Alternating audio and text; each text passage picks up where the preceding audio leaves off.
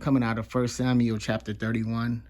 Now the Philistines fought against Israel, and the men of Israel fled from before the Philistines, and fell down slain in Mount Gilboa. And the Philistines followed hard upon Saul, and upon his sons. And the Philistines slew Jonathan, and Abinadab, and Melech-shah, Saul's sons.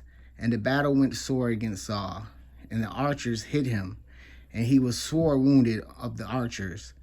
Then said Saul unto his armor-bearer, Draw thy sword, and thrust me through therewith, lest these uncircumcised come and thrust me through, and abuse me. But his armor-bearer would not, for he was sore afraid. Therefore Saul took a sword and fell upon it.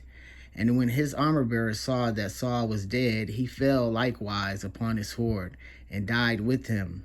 So Saul died, and his 3 sons, and his armor-bearer, and all his men that same day together. And when the men of Israel that were on the other side of the valley, and they that were on the other side of the Jordan, saw that the men of Israel fled, and that Saul and his sons were dead, they forsook the cities and fled. And the Philistines came to dwell in them. And it came to pass on the morrow, when the Philistines came to strip the slain, that they found Saul and his 3 sons fallen in Mount Gilboa. And they cut off his head, and stripped off his armor, and sent into the land of the Philistines round about to publish it in the house of their idols, and among the people. And they put his armor in the house of Ashtaroth. And they fastened his body to the wall of Bethshan.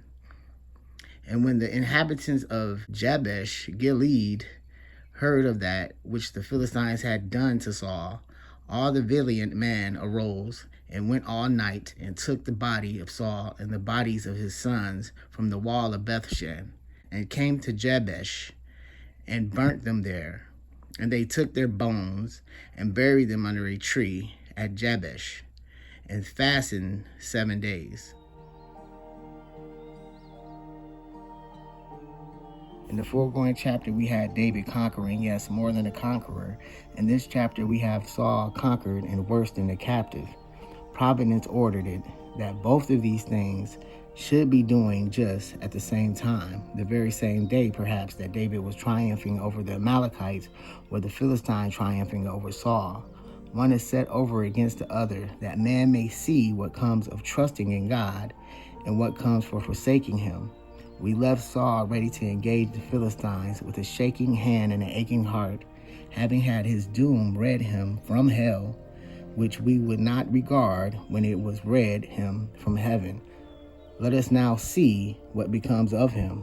Here is his army routed, his 3 sons slain, himself wounded and slain by his own hand, the death of his armor-bearer and all his men, his country possessed by the Philistines, his camp plundered, and his dead body deserted, his fall triumphed in, his body publicly exposed, and with difficulty rescued by the man of Jabesh Gilead, thus fell on the man that was rejected of God.